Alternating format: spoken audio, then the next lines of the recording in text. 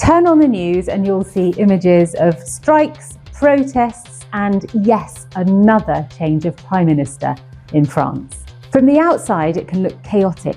People say, France is falling apart. But here's the thing, that's not the full picture. Today, I'll share with you why France may actually be one of the most resilient and stable countries in Europe, and why, despite all the headlines, France will actually be just fine. The myth of French instability.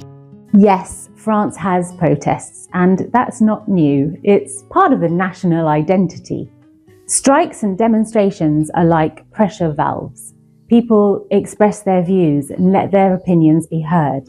Society adjusts and things keep moving. Compare that to countries where frustration just quietly builds up until something breaks.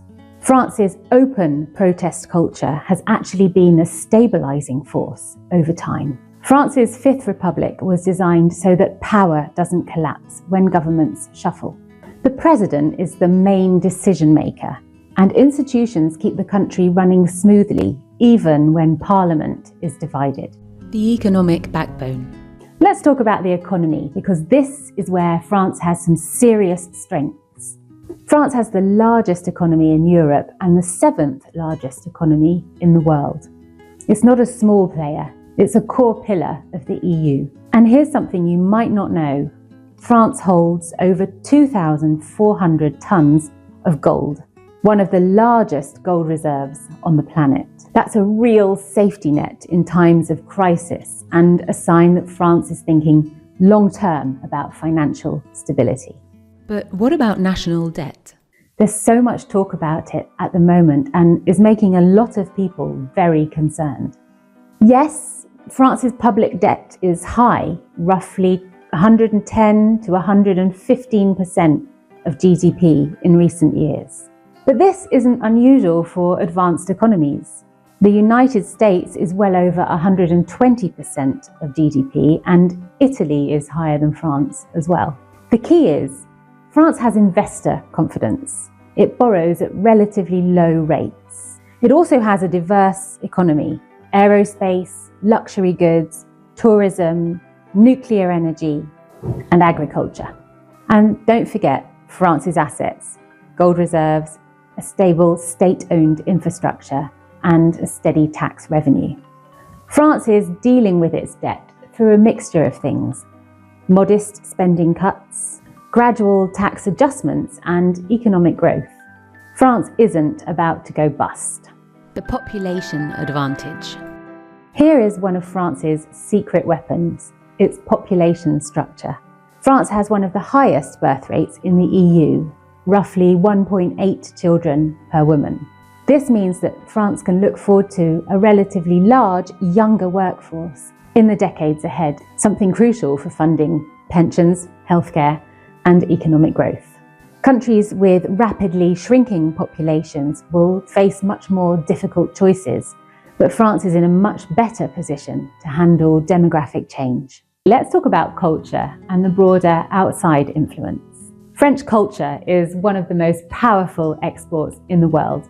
Food, fashion, philosophy, cinema, and it's still the most visited country on the planet, welcoming around 100 million tourists every year.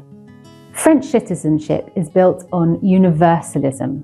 Everyone is considered equal under the law, regardless of religion, ethnicity, or origin. The state is officially secular and public institutions are neutral.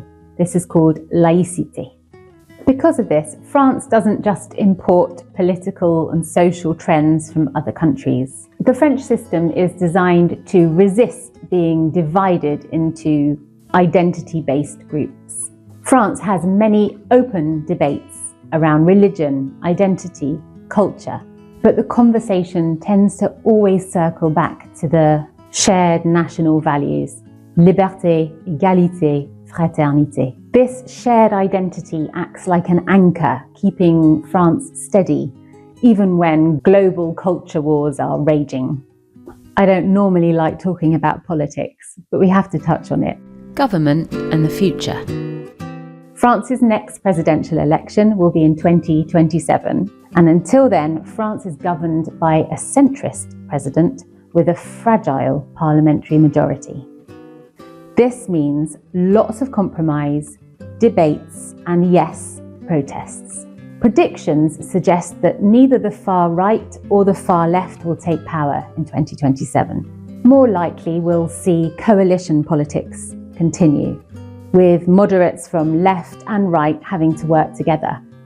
That might sound messy, but it actually means that radical policies are unlikely to pass unchecked. France has really strong checks and balances, a very active public service, and a tradition of public participation. Even unpopular reforms get heavily debated, adjusted, and shaped by society before they stick. So, while France's politics will stay lively and sometimes very noisy, France's institutions are built to handle it. Of course, we can't talk about France's future without addressing immigration, especially irregular or illegal immigration. This is one of the most hotly debated topics in French politics right now. In recent years, France has seen a big increase in irregular border crossings, like many other European countries.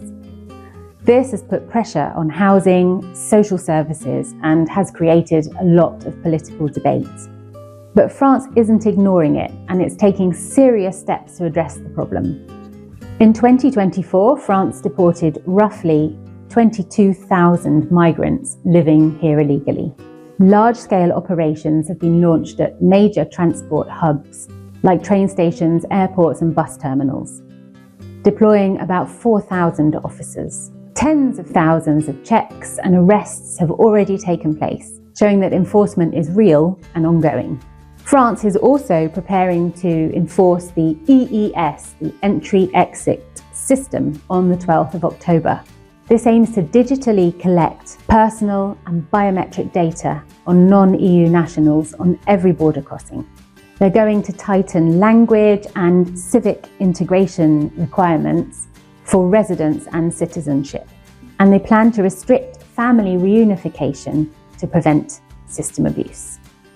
Some provisions have been struck down or adjusted by the Constitutional Council, but the trend is very much towards stricter enforcement while still processing legal migrants and asylum seekers. So this shows that France is actively managing immigration and not just talking about it. France's nuclear advantage. You've probably seen headlines about Europe's energy crisis, rising prices, gas shortages. But here's the good news. France is actually in a pretty strong position, because about 70% of its electricity comes from nuclear power. That means France isn't nearly as dependent on imported gas and oil as many of its neighbours. So, while some countries saw huge spikes in energy costs, France has been largely shielded from the worst of it. So here's the bottom line. France has high debt, but it has the means and the confidence to manage it. Yes, France has frequent protests, but that has always been a part of how French democracy works. France has had its fair share of political drama, but remember, its institutions are strong and elections are coming soon. And lastly, France still has a growing population and a unifying sense of citizenship that keeps it stable in the long run. So the next time you see a dramatic headline about France, remember, France has survived revolutions, wars, and crises many times before. And every time it's come back stronger. France will be okay. In fact, it might just be one of the most resilient countries in Europe. That's enough politics from me, but it had to be said because I love this country and I believe that it's much better off than a lot of the media would have you think. Thank you for watching, and until next time, à bientôt! Be sure to subscribe for weekly videos and podcasts all about the art of living well the French way.